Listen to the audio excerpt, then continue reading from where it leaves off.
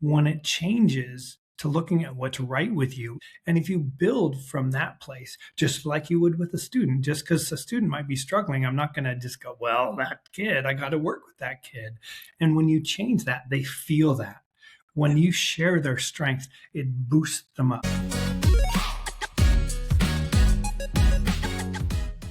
Hello and welcome to another episode of the Best You interview series. It's Gary here again. Thank you very, very much as always for taking the time to join me today. And today I'm absolutely delighted to be joined by counsellor, coach, teacher, principal, author, trainer and consultant Craig Randall, who's here to talk about his work in helping educators maximise teaching, learning and growth, something that's very, very close to my heart. Craig's experience working as a school counsellor, teacher, coach and principal led to the development of a transformative model of teacher observation he calls trust-based observations.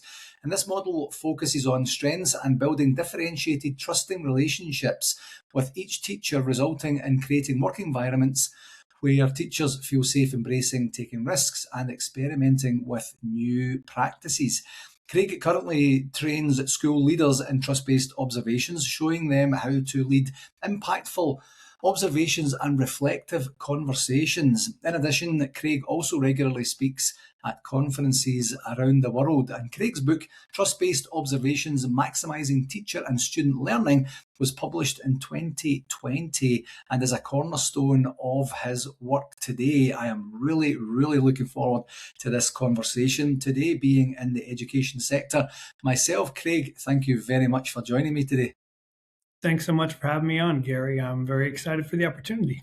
Me too. Me too. So as I like to do, let's start with your journey. I provided a wee bit of information in the bio there, but through your experiences, and we did have a chance to chat about this prior to recording, through your experiences, how did that manifest itself into I need to do something different here to give myself and other people a different type and style of experience and growth opportunity?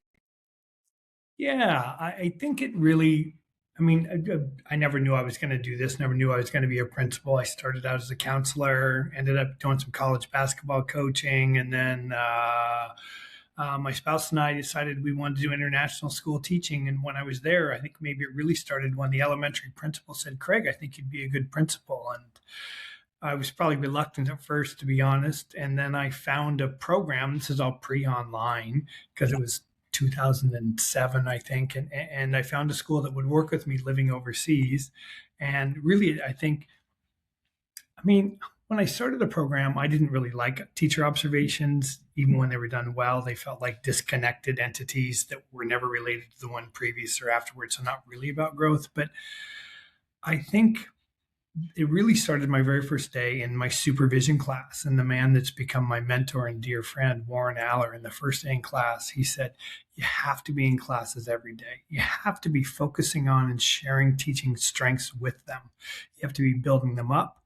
You have to be supporting them. You have to be helping them grow. You have to be asking them what they were doing to help students learn and what they might do better. And it was like when I heard that, just something clicked in me like, oh, this is different, this is new, but it aligned with maybe what I felt, but didn't quite know how to articulate. And then in his class, we would practice doing observations. We'd teach for 10 minutes and then we'd ask these questions and share all the strengths that we did. And then when I got my first assistant principal job, I said, hey, I have this weird new way of doing observations. And I was really lucky. The principal said, let's do it. And we started doing it together and teachers loved it right off the bat. I think they loved that we weren't telling them. We weren't telling them what was wrong. We were asking questions and listening and telling them what we liked. And it was so foreign to their experience that really what ended up happening was they opened up and they trusted and they started asking what they could get better at. And then it just evolved and evolved and evolved from that until maybe 6 years later when another principal in the building I worked at said, Craig, you need to protect your work. And that was maybe the first time I realized, oh, I guess maybe I've kind of created something. And then I presented at a conference. It went well. I thought I should write an article. It went well. And then ended up putting it on paper in the form of a book. It's such a brilliant journey and so positive in terms of the experience for everyone involved. You as an observer there, you're the auditor essentially of what the classroom experience is, certainly from the educator perspective, and seeing probably firsthand. in a non-judgmental way. Yeah, yeah, and I'm thinking more so in the earlier days when you're kind of like, oh, I don't know how comfortable I am doing this role. I don't know if it's really a fit for who I am, what I want to do, the impact I want to help create. And then all of a sudden you have this epiphany through your mentorship, and I do genuinely want to talk about that. I think that's so powerful in here. And then to reflect that in the experiences of the educator themselves, for them to say, here we go again. This is now I'm going to get told all the things I didn't do well. I'm going to try and be on my best behavior, and it's just you're just introducing clunk to the whole process. And it really sounds like through genuine experience and a genuine want and desire to help, that you have co-created this incredible experience for everyone involved. Teachers love it. It transforms everything. Well, I mean, what ends up happening is with any kind of a traditional model, whether it's more the UK model where it's always about what's next, which is really then saying what you did wrong and I want you to fix, or in the US where we use ratings, Yeah, it causes teachers, it causes us as observers to look at what's wrong with you instead of what's right with you. And that colors my whole mindset towards you. And it's not purposeful, but that's what these models do. And when it changes to looking at what's right with you, even if for a weaker teacher there's not as much that's right, there's always something that's right, not more than something. There's things that are right. And if you build from that place, just like you would with a student, just because a student might be struggling, I'm not going to just go, well, that kid, I got to work with that kid. And when you change that, they feel that. When you share their strength, it boosts them up. And for even those that started out with an open mindset that sort of became a fixed mindset over time, partially because of things like the way we observe, yeah, they transform back into a growth mindset. And if we really want people to improve, to change, to grow, they have to be willing to try new things, but you have to create conditions of safety, yeah, psychological safety. So I, as a teacher, know I can try something new, have it be observed, have what I'm trying be a train wreck. Yet my boss, so to speak, principal, is going to say, I love that you're trying something new. yeah. Then when you've created that, growth will follow necessarily. And isn't that what we want kids to do too? We want them to be risk takers. So we better be modeling it in our practice with our teachers so teachers feel safe doing the same thing and getting kids to do it. Definitely. And one thing that I've observed over time is you get to a situation where when you start to focus on this is what went right, this is what you did well, this is what I really enjoyed and admired, then the recipient of that information starts to go, I kind of like that experience. And then it inspires them to do the same with other people. And I think that goes back to what you were saying about the growth mindset portion, where it's kind of easy to be able to say wrong, wrong, wrong, why, I have no idea, rather than I really like that. I really would love to understand this at a deeper level. Where were you going with that? What were you hoping to achieve?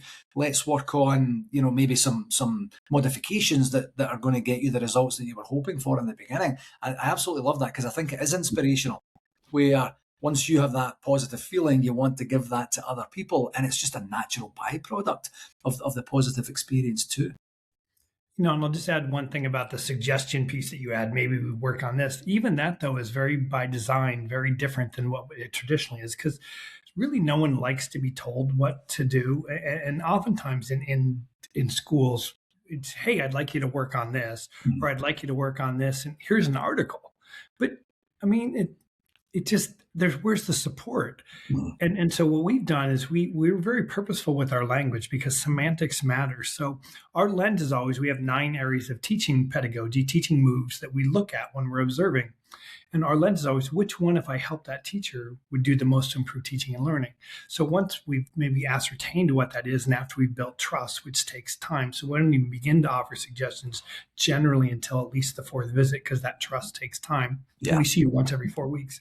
But we ask permission to offer suggestions. So I'm going to say, "Hey Gary, I have a suggestion on working memory and adding reflecting processing activities. Would you like to hear?" Yeah. And that framing it like that makes such a difference as opposed to, "Gary, I'd like you to work on." Yeah. I'm instantly so much more open. But then we work side by side with you to really work specifically to implement strategies to do that, which could include my modeling it for you, my co-teaching it for you, or whatever. And then we have follow-up conversations even after that, asking what went well, what we can do to support it, and what we can do to make sure we help you to build that regularly into your practice. And that's real support, Yeah. not just telling you what to do. And again, in the exact same vein that we would want teachers to do with students. So we're modeling all the way, not modeling the model, but it's just because that's how you really support growth. Yeah, and that's so powerful. It really is, Craig, because what you're doing is you're creating a union, you're creating a partnership as you're moving forward. There's no real discernment between, I'm going to give you some suggestions. It's up to you whether you follow them or not, but you really should follow them. It's a case of saying we have a bunch of we have an abundance of tools, systems, processes, observations at our disposal, and some will excuse me, some will work in certain situations and some work in other situations. Would you be open, as you suggested earlier there, to me, providing you an opportunity to dive into this a little bit more? And it's like, my heart today is as a coach, and that's the essence. If I were to sit, even with the best meaning in the world, to sit and you say, Gary, I'm in a bind. I'm in a pinch right now. Can you just tell me what to do? I know that you have experience in this. I could. And you would say, thank you very much. And you would mean it, and you would go away. You might implement what it is I've suggested. And then you come back and you say, you're a godsend. Thank you very much for doing that.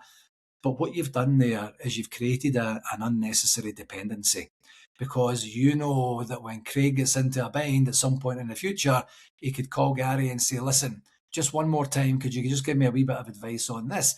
And that doesn't help the growth. It stunts the growth. It's actually counterproductive over time, because that dependency is not the point of coaching in and of the first place. You have the answers. You need to find the answers. My job is to navigate the journey with you to help you find the answers. So it's so much of resonance to me, just in terms of the process, in terms of the the co the not I was going to say codependency. I don't mean that.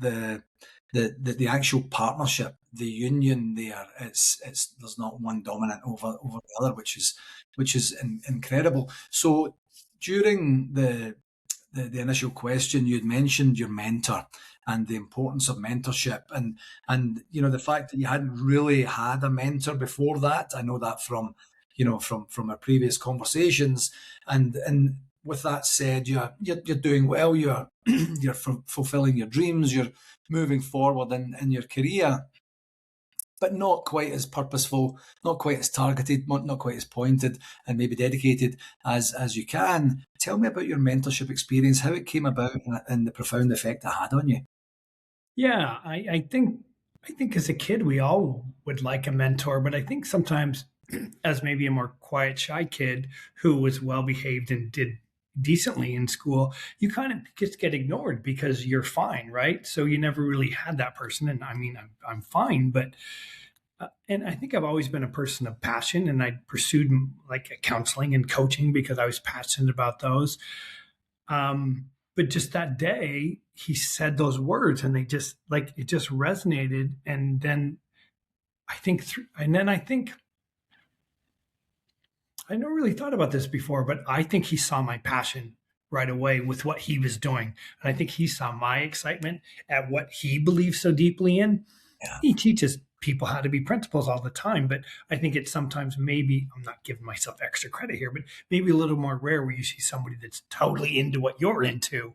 So in hindsight, maybe that inspired him too. And so, but we also practiced together like so often, like a coach really. And so in essence, while we were taking this class, it was a coach, but it was also his mindset about care. And then since then it's evolved and evolved. I kind of think of him as a second father now, really, and he's battling some illness right now. And I was just up visiting him last month, and it's joy to spend time with him, and we'll talk, and it's so like I'm so deeply grateful because this whole trust based observations all came about because I was in this class of his, and I tell him every single time the only reason this exists is because of you, and he downplays it, and I have to say no, no, no, you, because of you this is happening, and so it's so nice for me to be able to say that to him. It's also so nice for him to be able to hear the stories of how trust based observations is growing and how it's affecting the lives of teachers and leaders. That just because it's him. Yeah, I mean, I evolved it more for sure. And so I don't know. I'm just so grateful. that's such a brilliant story, and I hope and pray that he's going to be okay. And the ability to be able to hear such positive outputs, as to what your legacy is going to be, is so important in the living years.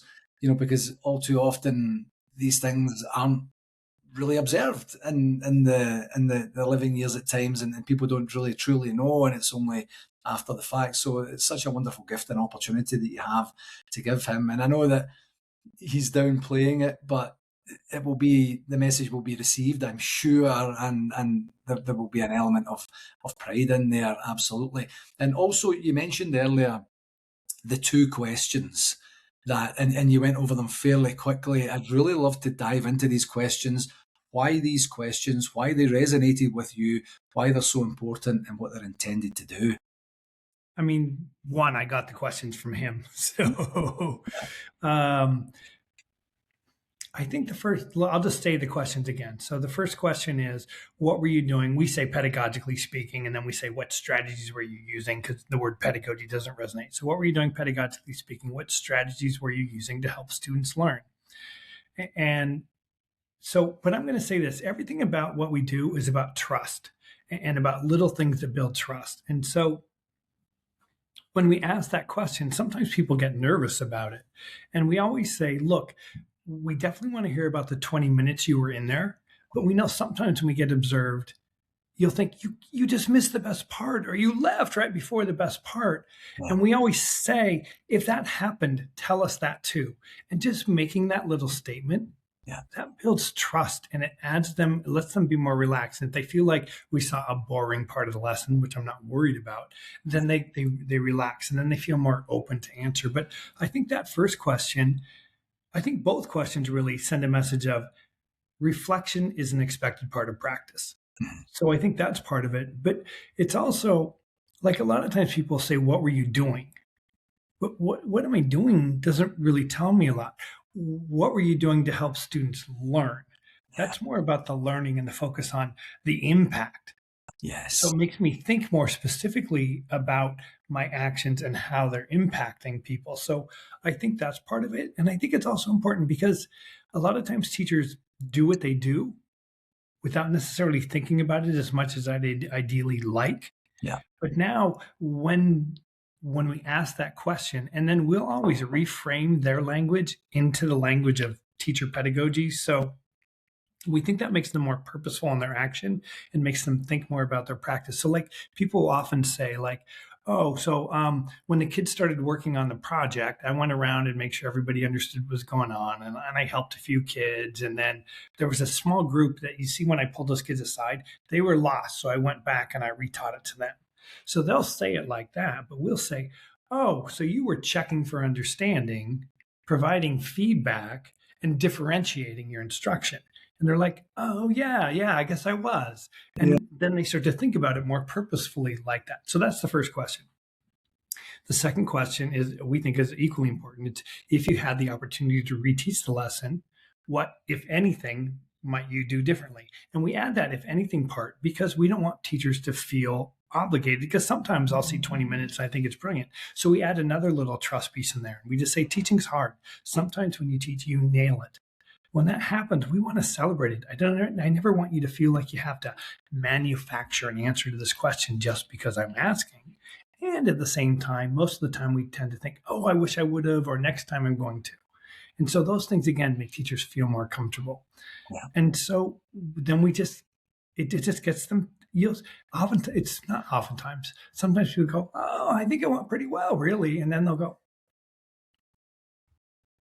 "Oh, well, and the wheel starts spinning, right?" And because even, I mean, look, I've seen things where I definitely wouldn't change anything, Yeah. but most of the time there is, and it just gets them thinking about their practice so they can make it better.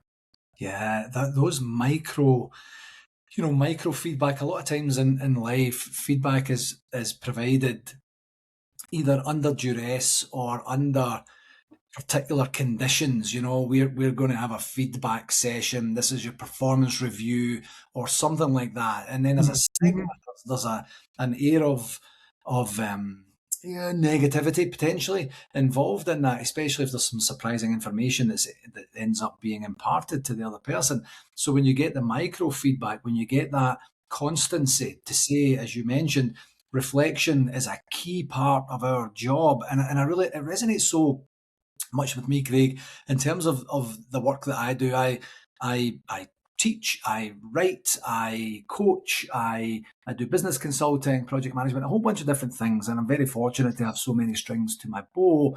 And one of the key things that I've fashioned over time is, and you can relate this to anything. It can be to a lecture, it can be to a meeting, to a talk that you do, to a conversation that you had. There's there's the one that you plan, there's the one you have, and then there's the one that you should have had. And that's not to say, as you mentioned also, that you might just nail it and the one that you should have had is actually the one that you had. And it's not to say the constancy of it's never good enough, there's always room for improvement, although I do believe there's room for improvement, but from a positive perspective, so that at the end of it, when I ask myself personally, if it's an internal conversation, to say, what's one thing that could have made that better? I'm more than open to myself, and not from a self-deprecating or negative self-talk perspective, to say you did it again. What a loser! When are you going to stop doing that?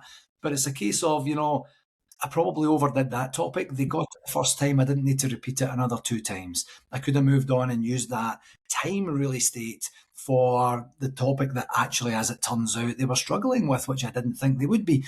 And then it just becomes this positive flow of information. As I say, sometimes it's between my ears and sometimes it's actually literally in writing, to be able to say, I'm going to just stew on this for a wee bit and I'm going to just try and figure it out. And then it will come to me at some point in the next wee while, rather than what I think I used to do back in the day, was know there was an issue and kind of just push it down a wee bit and maybe deal with it if someone said something or if I had to in some way, and never really afford myself the opportunity to reap the rewards of the experience that I just had. It's so rich with information and opportunity to grow and learn.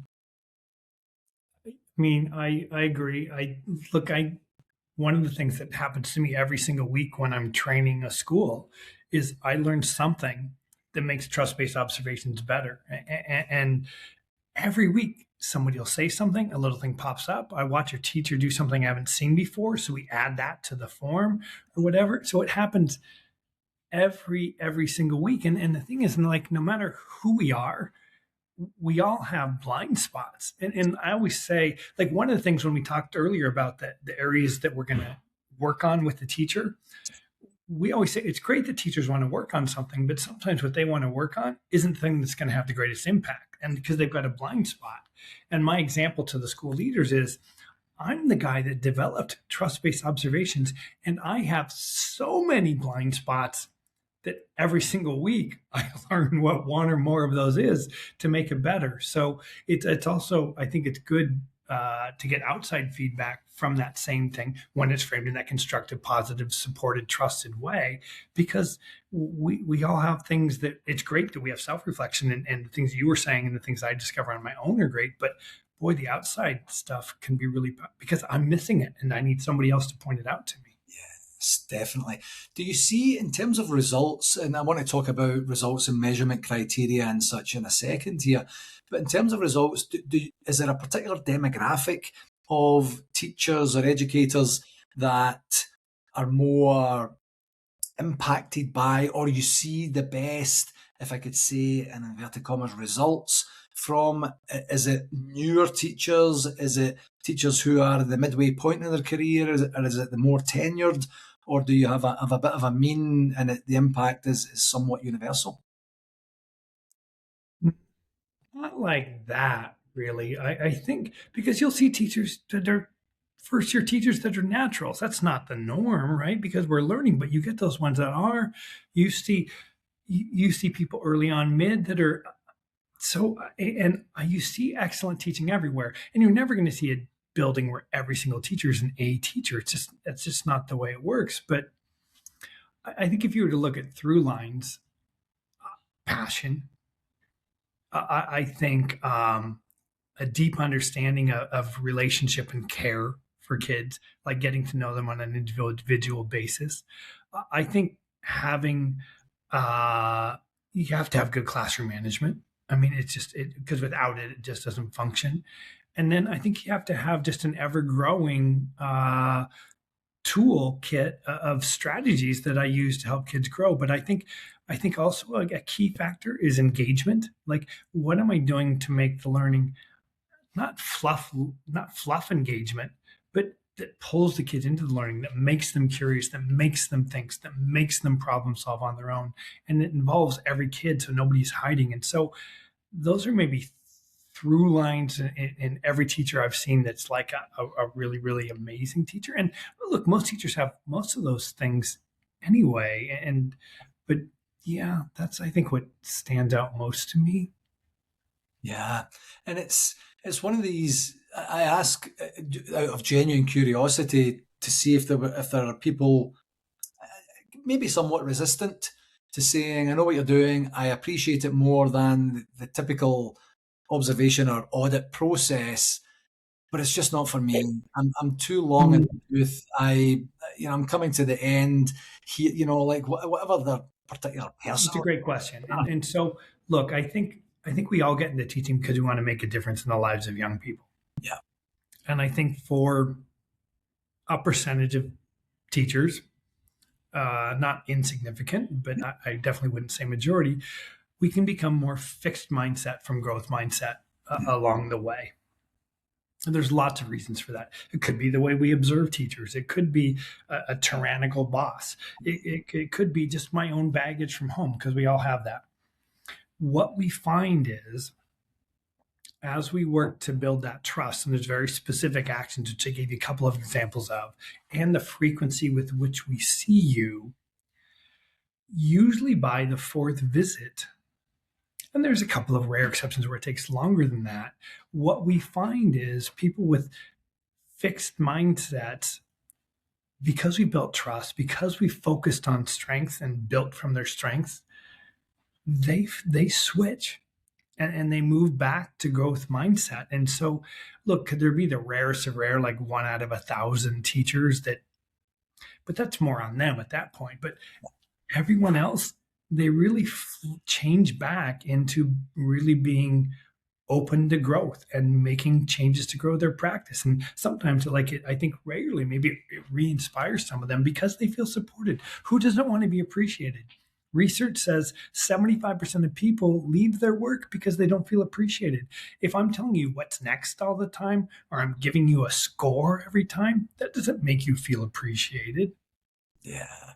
So yeah, a great segue into measurement. I know from our conversations prior to and from the information on your website, you see exponential growth in key performance indicators that are standard within the education industry.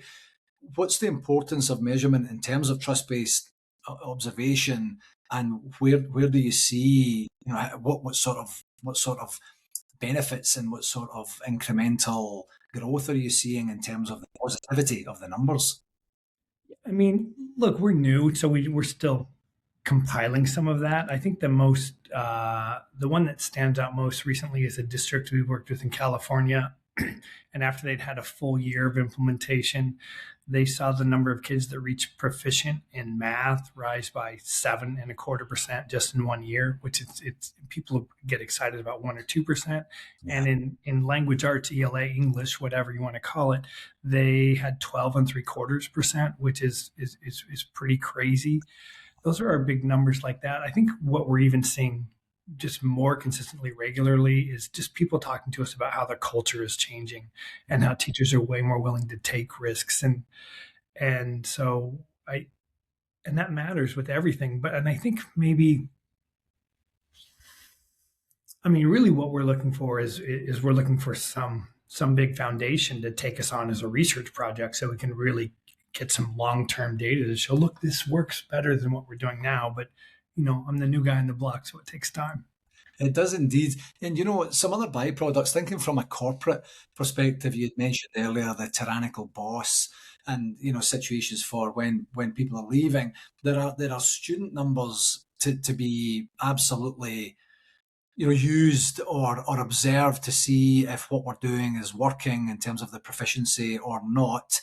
And there would also be in terms of retention of educators Huge. That's huge. Yeah. if you have a particular area or school or district or whatever that demographic looks like, where it's a revolving door, just when we thought we had someone to cover this particular class, grade or level, they had to leave as well. And hopefully over time, when you build that trust, when you have those measurements, when you see the demonstrable results, that people would be more inclined to say, this is why I'm here. The rest of it is actually it's nothing to do with my experience. The whole point is what I'm doing, and I can see the results.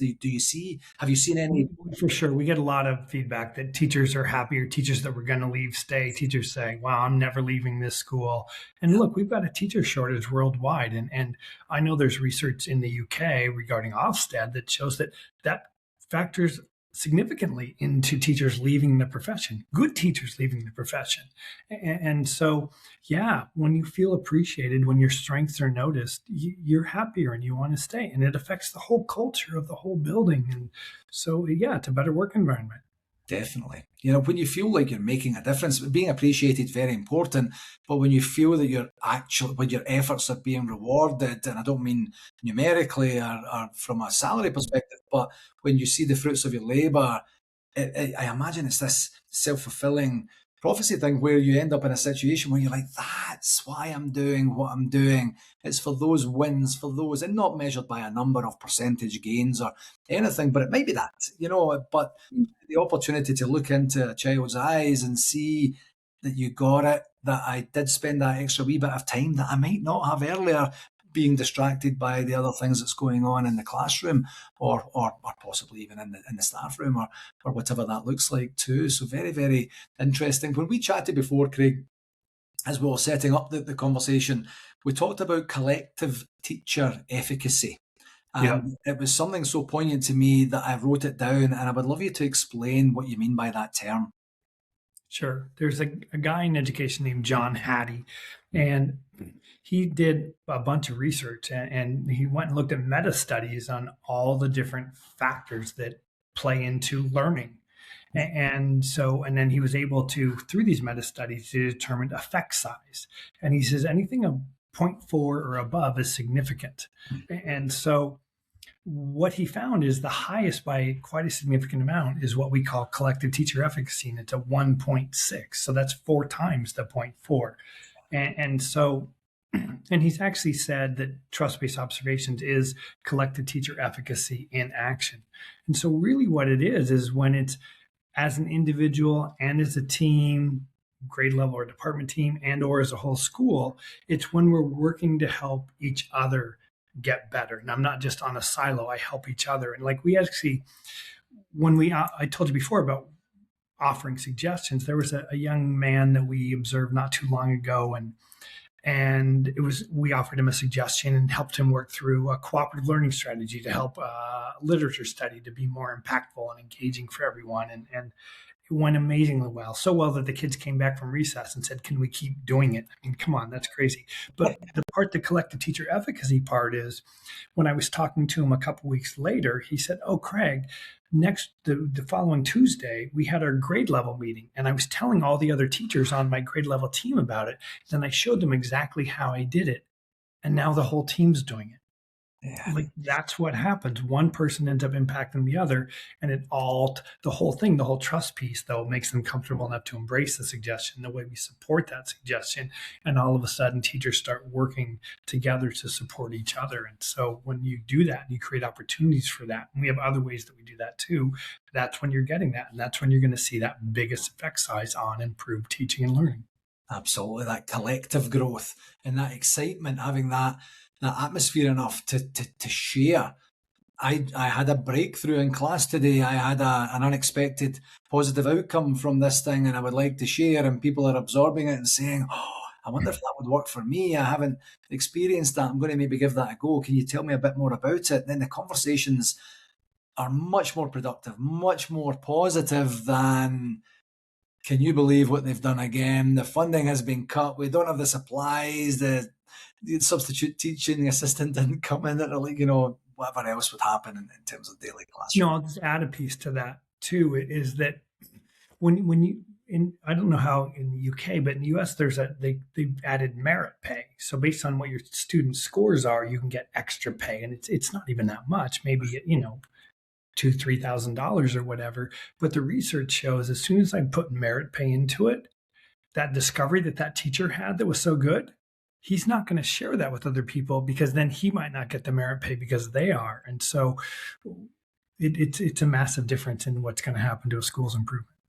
Yeah, that's a worry. Not that I'm a proponent whatsoever of keeping the salaries low and keeping people, lean and hungry or anything like that. But when you add a tiered system, that's distracting, and then people will focus on the ability to score where they need to score, to get the stats where they need to get the stats, gaming the system somewhat to then for their own personal gain. And I understand that it's a natural human trait to be able to, or to want to go after as much as you can possibly get.